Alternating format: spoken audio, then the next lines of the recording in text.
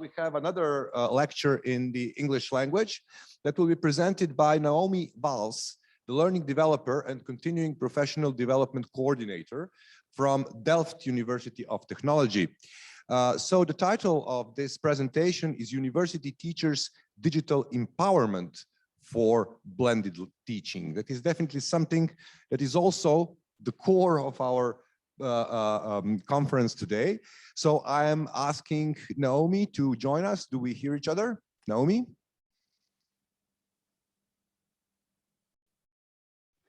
Can you hear me? Yes, we can hear you. Just a moment so that we can see you as well. Yeah, hello, Naomi. We see you. We see you. And we also would like to see your presentation. If you can show it, if you have a presentation. I do, and I'm just trying to share that now. Thank you. Are you able to see it? Just a second. Yes, we see it. We see it. So Slovenia slides. Yeah, we see everything. So thank you, Naomi. Perfect. And I will leave the floor to you. Please start with your presentation. Thank you. All right. So I am in a remote location, as you can clearly see behind me. So I'm kind of doing a unique setting on that. So I'm sure we've all had that experience so far. What I'm actually going to be talking about is kind of the lessons learned during COVID in the last few years, TU Delft more specifically, but in the connection to the Digital Pro project. TU Delft was a member of one of the institutes providing a blended course, and our area was specific to blended learning. So as part of our outputs of that Digital Pro project, we actually did a report. So I don't know if you can see that, but we have the report, and it did get an award for UNESCO Open Education resource for implementation. And I'm just going to check here if you can still hear me, right? Okay, so let me just see. So the main thing is, we hear you well. Sorry, Naomi, I would just like to ask you if you can move the slides into the presentation mode, because now we see also the thumbnails. Yeah, I actually did, and it's bouncing back off. It says that there's another participant sharing though now. So I might have a little bit of struggle with the PowerPoint here, just because of the internet location that I'm at. So I'm trying to do this. Let me try one more time to do the share. Or maybe if you zoom out the slide so that we can see the whole slides, that would be sufficient. Are you able to see this now? Sorry, can you see the slides? All right, yeah, if it does bounce out again, I did send slides earlier because I might have some issues on the internet with that on the slides. Yeah, okay. So if there are issues and you can't see slides on their side, please feel free to take over on the slides and I can at least see what your screen is. And I apologize for that in advance. So the main things I do want to mention for our Digital Pro, and I do see that it is stuck in that kind of mode, but it is different on my screen. So I'm sorry, it does appear to be stuck. Are you able to pull up the slides that I sent in advance at all by any chance? Okay, I saw a note that it's great. Yeah, we are going to take care of it. Naomi, just continue with your lecture. Okay. Thank you. All right. So the main part of our research, we were actually looking at different situations and feedback from the educators. And the main area that we got our feedback was actually our weekly webinars that we were starting here on campus. And what we heard were things that were happening that particularly during lockdowns were abnormal in the sense of students might say something like very dark and the lecturers weren't really sure how to react. This report basically mentions some of these moments and basically how it connected to other topics inside of the complex PTSD. And what we noticed is that there's students who had more similarities to that. And I'm sorry, I think slides got stuck again there. But I wanted to point out inside of this report, we have similar terms to the last presentation, so I won't rehash on the terms, but we have similarities there, and we also use the term for remote teaching in the last 2 years as well. And as part of our emergency support, what we noticed is that the educators needed to have a space, and we created that space through the weekly webinars. We also noticed there was a outcry for centralizing licenses of tools and having a space for piloting tools, because as everyone shifted online, there was a greater need for different tools and more licenses.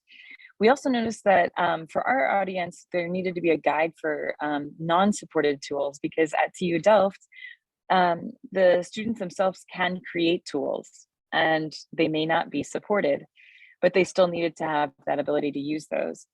And we also noticed that after our report that the courses needed to have more social elements or social learning spaces. And so I'll share out some of the survey from that, but I'll also talk a little bit more about that. And part of the report, what we noticed is there's basically 3 considerations for adult learners.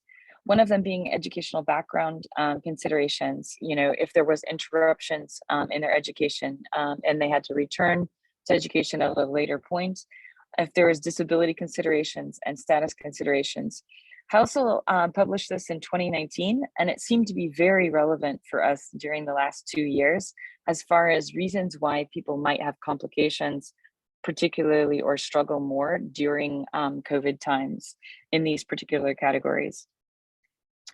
As such, I mentioned that the research that we found seemed to have some sort of similarity for isolated students as people who have complex PTSD, in particular, that sense of having flashbacks and fear of situations they can't control. And they had similarities in the sense that they talked about those dark moments inside of the classroom where it's not really expected. And that was brought out during the weekly webinars where faculty were talking about those types of moments and were asking for advice and looking for resources for students. So what we realized is the complex PTSD treatment usually includes having fun, having social spaces, and creating meaningful interactions. And so I've tried to apply that into education in the sense of trying to look at how to add social learning spaces and meaningful engagement in the sense of the learner's engagement in the interactions. So what I've noticed is a lot of student engagement or learner engagement is focused on participation, interactions, following instructions, attention span. But what it often misses is the learner emotions, the commitment the learner has, and the effort the learner might put forward. So we'll give out a forthcoming literature in the future that goes over more of this in the future. But as part of that Digital Pro project, we created the course that helps educators basically redesign their course more for blended. So right now there are 4 modules that have been fully released, and there's the webinars that have taken place. There's 3 more modules that we have webinars for. The 5th module has been released already, so there's 2 more that will be released this month yet. So our registration is open. We have about 250 people in it so far. It is self-paced in the sense that anyone is able to jump in. That seemed to be the most successful for us that we noticed during COVID times, is that there needed to be more flexibility for learners, but you also see not everyone participating. But we did see for situations like this, it was nice to have that flexibility. So when we talked about the social learning, I'm going to give you the surveys that we did. We did a pre-survey asking people before the course, and we did it in a separate time as well in October to gain some insight. And what we noticed is that the instructors were saying that they noticed a need for social elements during COVID. And what they attempted to do at the moment was mainly focus on group work. And there's some that had done icebreakers, some that had done peer reviews. You see a few with quests with groups and game-based learning and social cafes. So this was before the course started, and we just wanted to gain insight as to what people were already trying to do. And then inside of the course, I'm going to give you some of the results just to see, so you can see what people are doing in here. The tool exploration, we ask them to explore different tools because it does seem to be an important part, especially for blended, is knowing what's available to you at your own institution, what shortcomings there might be versus what you are attempting to do activity-wise, and what your learners actually need, and the platform that you have. So that's the first step they do. And inside of that survey so far, we have 35 people who have participated in that. And this is how they see their interactions compared to, so they can see that they're able to achieve their goal, but they do foresee challenges in building the course, and they see gaps where they may need other tools than what they currently are using. And then we ask them what they actually tested out. And so the larger words here are the ones that more people were looking at, and they were more interested or were observing the or exploring MS Teams, Moodle, and Kaolo, and also Poll Everywhere. Now, Kaolo is probably new to some of you, and the reason why it's on here, it's because I gave that as an example to the students in this course so that they could actually try it out and see what it would be like on screen as well. So many of them used that as the tool that they explored. So inside of the course, we talk about a blended learning wave. And for us, similar, I think, to the last speaker, it's not just about what's synchronous and asynchronous, but it's actually for us at TU Delft, we look at the wave, or the interaction and flow between the activities. And we are hoping that the instructors will actively choose a sequence that makes sense for the activities and the experience for the learner. So there are some examples of what things could be on face-to-face and examples for online, but these are not a complete list. But when we see a blended learning wave, we expect to see or hope to see something that will show some sort of sequence between online and face-to-face in some sort of fashion. So they might have to watch a video, read materials, and then do a discussion, then have calculations, and then do some sort of discussion or in-depth lecture. And it could be various depending on the course that is being taught, essentially. So for us in the module 2 of this particular course, we're offering a tool which is based on the embed course level self-assessment. And it's also based on the storyboard template here at TU Delft. Now, the embed is a maturity model that has been released for Europe. And I really liked that it has different levels. So for this course, we focus on just the course level for the educator and using that self-assessment tool. So inside of that tool, there is the introduction, a preliminary tab, but the main one that we're using is the course design template or storyboard. And then the learner is also using that embed course level tab for each module. And at the end of the course, they will get their report to show where their course is overall, and then they can make plans for the future as well. Now, this is what the storyboard essentially looks like. For us, it's important that they do some sort of planning of the learning activities in advance, but also particularly for blended, they probably already have a lot of things. And then what we've added onto our storyboard is whether or not it's synchronous or asynchronous. And then we've actually added the media plan on here as well as the assessment plan. For our traditional online courses, we mainly just focus on the storyboard interaction on the far left. So another part of this same storyboard template includes the construction alignment. And so it does link back to that page. And we also have, and so they can choose based on their activity what learning type it is and what media type they want to create or have possibly found already to reuse as an OER. And then for the first use of that embed course level self-assessment, they're looking at the course design dimension. And I'm just going to show you what that looks like. So this is the example from the embed course level.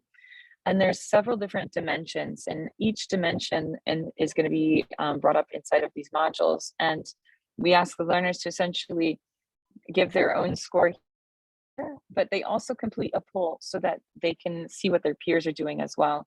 So I'm going to show you, this is what it looks like so far inside of the course, that the majority in this particular question were at the first level, which was just exploring the tool-based, and they hadn't really gotten further into exploring the design and planning out based on evidence or experience or the learning activities. So I found that a little bit interesting. But in that same dimension, the second piece, they were at the level 2, not just at the level 1. So remember, if you remember from the screen 2 slides before, there was 2 different dimensions. So one of them they're a little bit more comfortable with, and the other one they're still just starting out with. For our 4th module, we look over the course interaction dimension. And this is the one that just released last week, so we don't see as many participations, but again, you can see the interaction here. So they're at level 2, not just at level 1, as far as what the learners are reporting inside of that particular dimension. What I do find interesting at the embed course level dimension, it's one of the first tools that I've been able to find that enables an educator to review their own course, specifically for blended learning concepts, and to evaluate it for the future and repeat that evaluation later on. So for us, we're just including that storyboard as a part that they can either rebuild or redesign, or they can specify what they're particularly doing based on what they do. And inside of the course, they can see where others are, especially if they are newer to blended learning. So this is the course link that I have. And inside of our Digital Pro project, I'm just going to show, we have many different other organizations and institutes. There's 2 other courses. One of them is specific to online education, and the other is actually on synchronous hybrid. I found it interesting that the previous talk mentions that the HiFlex is very difficult and that the university wasn't looking into that or advocating for that. I do see that it is easier as well. I would agree that blended is definitely easier. Kayo Lovin reported back that the least engaged learner is the one who is sitting online inside of the on-campus course. So that is a big challenge because it doesn't have the best experience in that setting, because they may miss out on sound or other interactions. What I did notice is a lot of education, particularly in blended or in hybrid, focus on the technology of the room and making sure that the technology is set up. I do question this because we all know that we repurpose these rooms faster than that the technology is actually upgraded for. So if the room is upgraded and it's supposed to last 10 years, many times what I see is that it's already updated within 5 years, perhaps, because of new things that are needed, or that the license between 2 things no longer agree. So I've seen other interesting models that are a little bit more flexible as well, such as the use of Kubies or iPads and a robotic device. And essentially the learner themselves can move the iPad around to be able to interact with peers. But what is nice about an iPad setup is that it's more mobile. You can have a cart and move it between rooms. So the room isn't stuck to that technology more permanently, and the iPads can be repurposed later if needed. So I often question the designs that I see in hybrid or the blended models, in the sense of, is the technology that's being prepared for a room something that can be used for sure in 10 years, or is it possible that devices could be used that are more mobile, that can be used between rooms? So I do find that kind of interesting, and I don't know what the university there has, but it would be interesting to find out what you've experienced so far. So I'll stop and ask what questions you have or what challenges you have and what you're hoping to gain from my advice or expertise in any of this as well. Thank you very much for your presentation and for your talk about the activities within the project that you do and about the very interesting course module. Just briefly before we go to some questions and comments, just a question. So the course link that you've sent, our teachers can access all the modules, and how about the webinars that are still remaining? Is it also accessible for our teachers? Are they freely accessible? Yeah, so I'll add in the registration. If you register, it is a free course. It's a MOOC traditionally in that setting. You can get a certificate, and the way that we are doing it, you do not have to attend all the webinars. So you can watch the prior recordings. You can attend the future ones because we have 3 left. If you do sign up, you can still catch up. You have enough time in the sense that the course ends in mid-July, I think it is when we were going to shut it off. But you can certainly participate in the course. The certificate is released based on the completion of activities in the course, not on attendance of the webinars. Yeah, so I can share out that link. Okay, thank you. Well. We have now one comment from our previous lecturer, Professor Armelini. He's basically saying that some universities have upgraded rooms and bought expensive kits for so-called hybrid sessions. Most, however, forgot to support and develop staff, which is definitely something that we can all agree on, I think. Yes, I would definitely agree. That's obvious, a common for example, problem. in today's session, in today's conference, we have an entire team in the back supporting the performance of hybrid sessions so that everybody can see everybody and that it works from the technical, but also the didactical, pedagogical aspect is very, very important. I have one more question for you regarding, you've talked about the blended learning wave. We are familiar with this concept that is, I think, in Delft quite developed already for some time. So my question is, after several years of fostering the concept, how the teaching is performed, the blended teaching in the Delft, do you see that teachers have embraced this approach? How many teachers are still maybe not really coherent to your approach that you have presented on the picture? Just generally, what are your experiences so far? Yeah, actually, I'm an American, by the way. So the difference I noticed between where I was in the US versus the Netherlands, I found that the Dutch definitely attached well to the concept of blended learning wave. And for them, it is a concern of the learner's experience of, the activities so that they return to class and they show up. And I know that with the flipped course classroom and flipped models that I've heard more in the US before, the concern was more about making sure that they did their homework. And it was more about following the rules. Whereas this concept with TU Delft is more about, how does the learner experience the interactions? What do they need from their peers?